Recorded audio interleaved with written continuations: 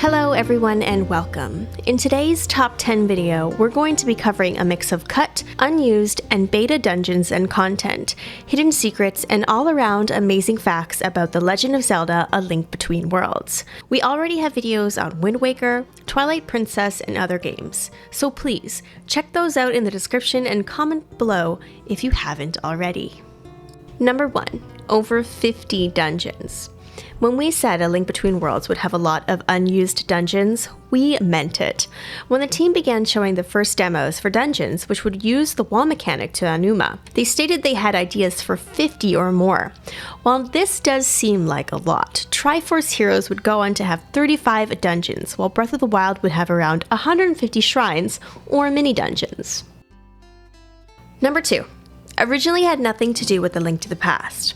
The game originally started development around the same time as Spirit Tracks was wrapping up. For the longest time, it only had 3 developers who were meant to come up with the overall concept and story for the game. Ideas and concepts changed again and again until they came up with the idea on entering the wall like a living painting.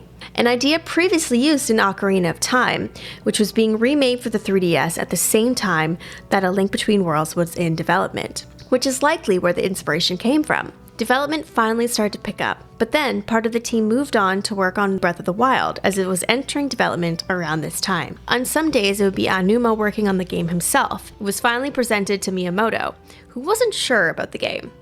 He suggested his interest using the 3D technology of the 3DS to remake A Link to the Past. Some of the developers didn't want to make another remake and work on something original, as they had been. They ended up compromising, and A Link Between Worlds officially began production. It began as an original game. Miyamoto wanted it to be a remake, and Anuma wanted it to be an original game, so I look at it as a reimagining. Link could jump. One very small change would have made A Link Between Worlds a very different game. Originally, while Link was a painting, he had the ability to jump. How would this have made the game a lot different? Well, a lot of the dungeons and even a lot of the areas outside have puzzles based around tiny gaps that can't be crossed unless you have a certain item. If you had the ability to jump, a lot of these obstacles and puzzles would have been very easily skipped. For the final boss, Yuga, whose name is very similar to that of the Yiga, actually has his name come from the Japanese word for oil painting. Considering his ability to turn people into paintings, I would say it's a very literal name. A Link Between Worlds and Skyward Sword both share the same concepts for antagonists. Aonuma was tired of the giant, masculine, evil bad guys, and wanted antagonists with a much more feminine vibe, the opposite of what we are used to with Ganondorf. Iwata didn't like the game. A short one here. Iwata was apparently unsure of whether or not A Link Between Worlds would be successful. This didn't change until he finally seen the fan reaction and online comments during E3. A Link Between Worlds sequel. When Triforce Heroes was first released, Nintendo claimed it was an entirely new side game, with no connection to A Link Between Worlds. 2 weeks after its release, they completely changed this to say that not only was it a direct sequel to A Link Between Worlds, but the Link you play as in Triforce Heroes is literally the exact same Link from the first game. The New Legend of Zelda. Nintendo originally thought of calling the game The New Legend of Zelda, similar to the New Super Mario Bros. On the Wii. Thanks to all of the new features being added to the game and changes being made to classic features. Most importantly, the complete change of the item system and allowing players to go to any dungeon in almost any order. Ultimately, with the name, Nintendo didn't know if players would be confused on what it actually was, and would it mean that future Zelda games that had similar features would also need to be called The New Legend of Zelda, so they just decided to keep the same old name.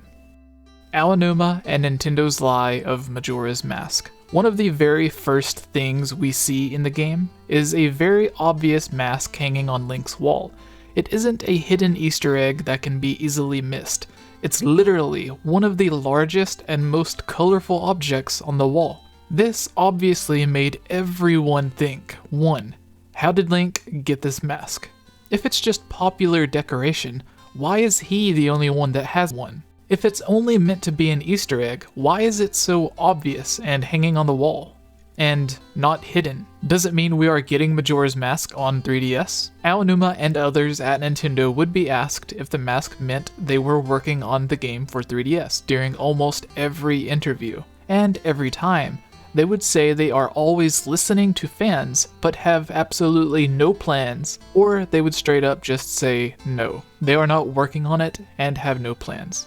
Just as they have denied many other things that ended up being true, such as Nintendo never making cell phone games, Nintendo denying they were working on a Mario movie, Nintendo denying the Switch would replace the Wii U or 3DS, Nintendo denying a second version of the 3DS would release, then immediately releasing the XL, followed by 5 or 6 other 3DS models. After months and months of denying they were working on Majora's Mask for the 3DS, Nintendo finally came out and told the truth. The mask was in fact a tease for them working on Majora's Mask 3D, and they began working on it before Ocarina of Time 3D even released. This means they were never listening to fan feedback on whether or not to start development.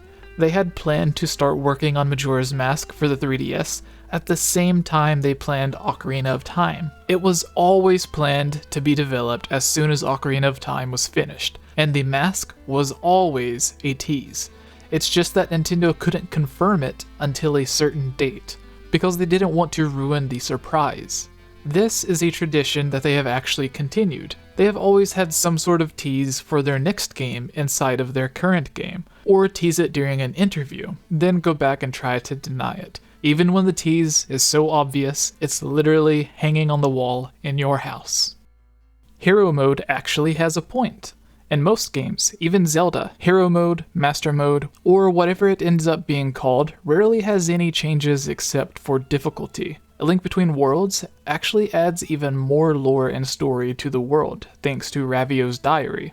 In fact, finding more lore and story inside diaries would go on to be extremely important in future Zelda games, most notably Breath of the Wild, where almost every major area has a lot more lore that can be found inside a journal or diary. Even Zelda has her own, and in the original Japanese version, the Sheikah Slate's compendium is literally Link's diary, and all of the details that he gives about the objects you take a picture of are all written from his point of view.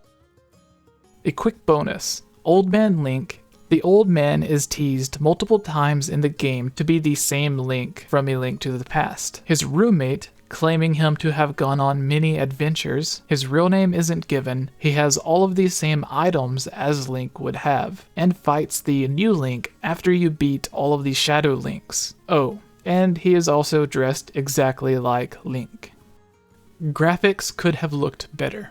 In the beginning, Nintendo wasn't 100% sure on how to push the 3DS to its limits and optimize games for peak performance. This is usually what happens on most games and consoles. Over time, you start to see games for a console look better and better, the longer the system is out. Nintendo wanted to keep the game at a constant 60 frames per second at all times. If the game would have only kept its top-down look, they could have focused on making the game look as great as possible from that specific camera angle. If the game would have been a behind-the-back camera angle during the entire game, they could have optimized it for that look, similar to Ocarina of Time 3D or Majora's Mask 3D. However, Nintendo had to make sure the game looked great from any camera angle cutscene, whether Link was seamlessly transforming in and out of being a painting on the wall, and of course going from 2D to 3D. In and out of cutscenes. It all took its limits and meant that Nintendo weren't able to go through with a lot of the concepts they had because it would drop the frame rate below that 60 FPS, which was the most important thing for them.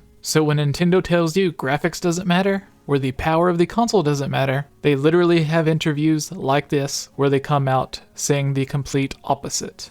And it's also why they've released some sort of upgraded version of almost every single home console or handheld they have ever released. If graphics and power didn't matter, we would never see the new 3DS, the disk drive for the Nintendo 64, and all of the complaints from Nintendo talking about how they were constantly being held back on past generations of games. But were now finally able to do anything they could imagine. And if you would like to help support us here on the Game Over Jesse channel, please head over to patreon.com/GameOverJesse, where a lot of amazing bonuses and perks can be found. We also have new Game Over Jesse and Highland Gamescast shirts available. You can join our Discord to talk to all of us whenever you would like. And if you buy a shirt, send us a picture. We will be more than happy to give you a shout out and show off your picture at the end of our videos just like this. And as always, thank you for watching.